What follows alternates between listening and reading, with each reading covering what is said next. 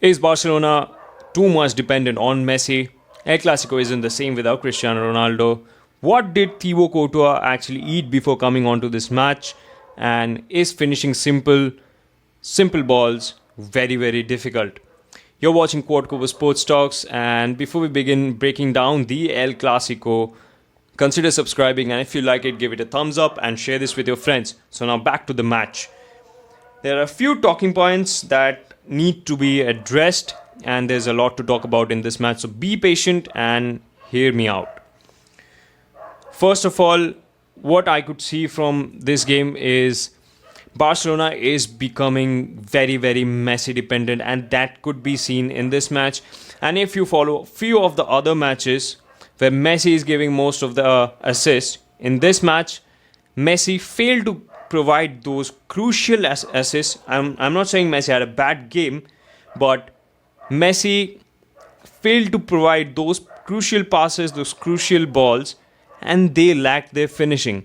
And even there were chances where Barcelona players had space to have a crack on the goal, but no, they are going to pass the ball again to Messi and expect Messi to get them goals.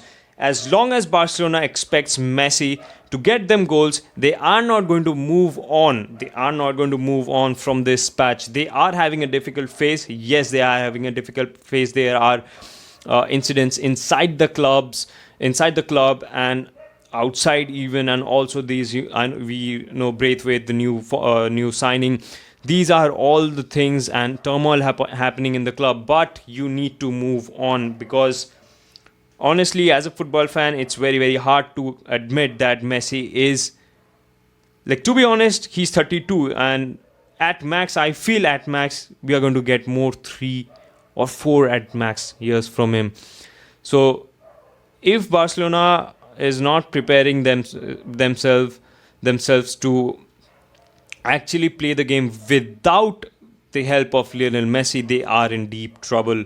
And to all the Barcelona fans, this might sound really wrong, but yes, sadly that's the case. You have to start playing the game like it should not be like surrounding Messi. The game should not develop surrounding Messi. Messi should be a part of it, because yes, it's fruitful when you create the game around Messi, because he is actually the talisman of Barcelona. But what will you do if you are habituated with playing around Messi and Messi retires a few years from now? At that time, you are going to be in a problem, and which we saw today is Messi not being able to give those crucial passes, give those crucial balls, and Barcelona not a single proper finishing that we could see actually. Now let's talk about the goalkeepers. The goalkeepers were on top form, especially Courtois. We could see Courtois one-on-one with players, one-on-one with Messi, and coming out on top using his big body and just getting over it. We could see Melo going on one-on-one with Courtois, and Courtois coming on top. Last season's Courtois and this season's Courtois, there is not a single thing in common. Last season, we were actually making jokes about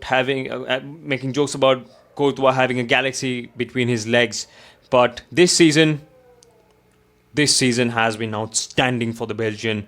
He's big, he has improved his reflexes, he has improved his positioning, he has improved even his footwork. He is good with the ball at his feet now. So kudos to Courtois, and brilliant game by him.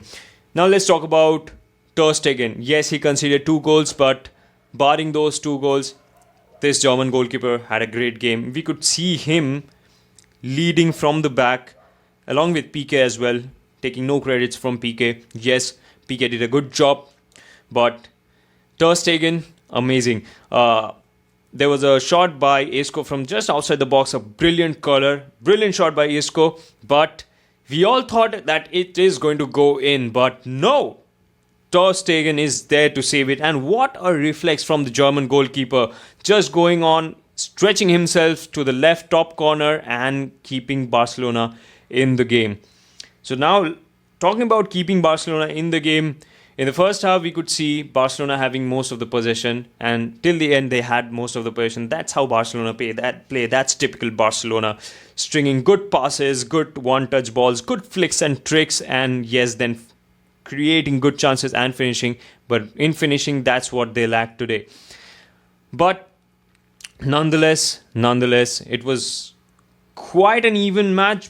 But in the first half, we could see lots and lots of chances being missed. First of all, Barcelona missing one-on-one chances. Then Benzema missing chances just because it looked like that he is afraid of getting into those patches in the game because he might get hurt or something. But this is something a striker has to do. This is the daily life of a striker. You have to get into places. You can't be afraid of getting hit by shoulders, getting hit by boots in your face. That's what separates good strikers from great strikers from decent ones. And Benzema really did play as a decent one when it comes to finishing.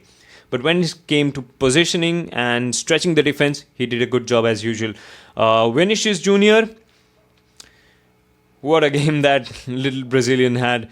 A very, very important goal for Real Madrid as Cruz released him. Yes, now let's talk about the Real Madrid mindset before we get on to the goal. We could see Real Madrid did not have a lot of confidence. They were not actually going into the ball with good confidence. We could see only Valverde, Sergio Ramos and Varane going into hard tackles, and these are machines and Casemiro as well. Casemiro as well, going into hard on tackles and not playing fearless football. That's what we want from these players, and they did that. But the rest of the squad, we didn't see them actually taking risks and actually going on inside hard tackles, especially Benzema, because of which he actually missed quite a lot of chances from in front of the box.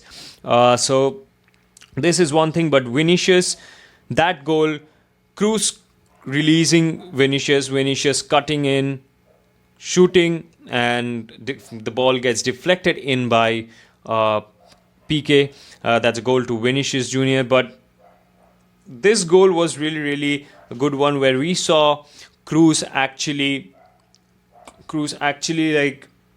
telling Vinicius, go and be confident and go for the ball. And he did, releasing Vinicius, and yes, that's a goal. Now talking about Mariano. We were all questioning that why Jovic is not in the bench and Mariano is in the bench, in the bench, and one of the choices, and he came on, but he shut everyone down with the goal. So from the right side, good sprint, pacing through, cutting on a little bit on the right, and then beating Ter Stegen at the first bar. And that gave Real Madrid a 2-0 lead at the dying minutes. And that was game over. That was game over for Real Madrid. So this is how Real Madrid won the game.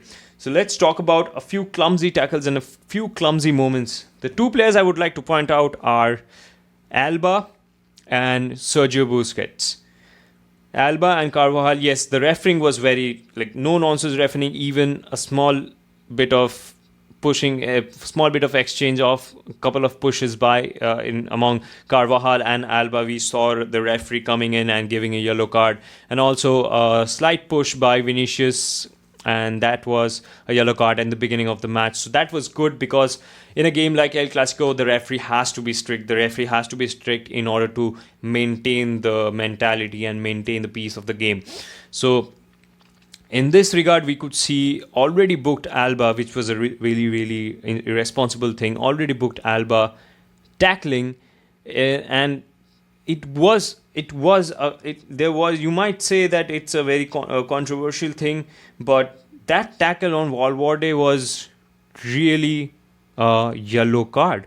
That was a yellow card, and it's just not me. There are people, and there are commentators and there are analysts who are saying that was a yellow card. So that was a yellow card, and if the referee would have given that a yellow card, he would have been sent off and would have brought a lot of trouble to his team along with that.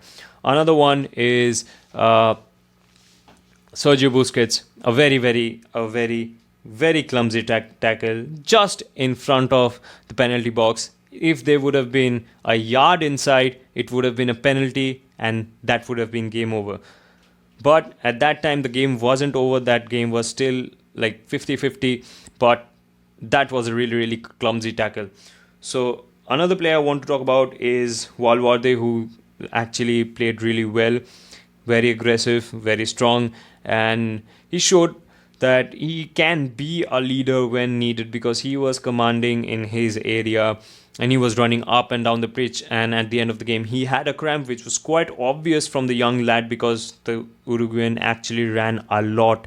He had lung busting runs and he was running all over the place, and credits to him that Real Madrid actually kept a clean sheet. Like at least 30 to 40% credits goes to him because he, along with Casemiro and Sergio Ramos, did not allow Messi to do anything and did not allow Barcelona to get in and have a crack at the goal. Now let's talk about the build-up plays. The build-up plays on both sides were amazing, especially Barcelona, and that's obvious. But Barcelona did have a good combination between Griezmann, Melo, De Jong, and Messi. And we could see Messi dropping down very deep in a CDM and even deeper positions to get the ball and initiate attacks. That was effective, but it didn't come into any conversions. Like it did not help Barcelona convert any goals. But the build-up play of both the teams were good, were really good, and at the same time, the finishing was pathetic, really, really pathetic. So at the end, Real Madrid wins 2-0, whereas Barcelona loses the top spot in the league. So let's look at the league table after the match. 26 games played, Real Madrid with 56 points, Barca with 55. Real Madrid winning 16, Barca winning 17, losing 5. Real Madrid winning 16, drawing 8 and losing 2. So if this continues and if Real Madrid can keep up this pace, I think they are clear favourites to win La Liga this year. If and only if they can keep up the pace. They have a few simple matches in front of them and hopefully they are going to go through it and get 3 points in each of them. Barcelona chasing behind. The first versus second battle is going to be really, really tough this year because it's just a 1 point different, as both the teams are clear favourites to actually compete on the highest level to get the La Liga this season. So Setien's side and Zidane's side are going to go head to head, and that's it. That's how Real Madrid actually went on top. And El Clasico is something we wait for. El Clasico is something fans all over the world wait for. And kind of I felt that Cristiano Ronaldo was missed today. But yes, he came to the stands. He actually came to Santiago Bernabeu to watch the match, as his match against Inter was cancelled due to some issues with coronavirus in Serie A in Italy. And that's why we could see Cristiano Ronaldo at last. Cristiano Ronaldo and Lionel Messi did share the stadium in the El Clasico, but the only difference was Cristiano wasn't playing, Messi played. So a really, really fanboy moment for us, all the people who grew up watching Cristiano Ronaldo and Messi beating each other in the game. And that's it for today, and hopefully you liked it. There's not too much to talk about, but there had been important points covered in this video. So if you liked it, subscribe and give a thumbs up, and also share this with your friends, and also keep supporting this beautiful game of football. And if you're watching in India, please support grassroots football, as it really helps building up the nation. And even in any country whose rank is 100 up in the FIFA ranking, support your grassroots football team, and this really helps develop your nation as a footballing nation. So that's it for today. This is Abhishek Banerjee signing off, and don't forget to subscribe. This was Quad Cover Sports Talks.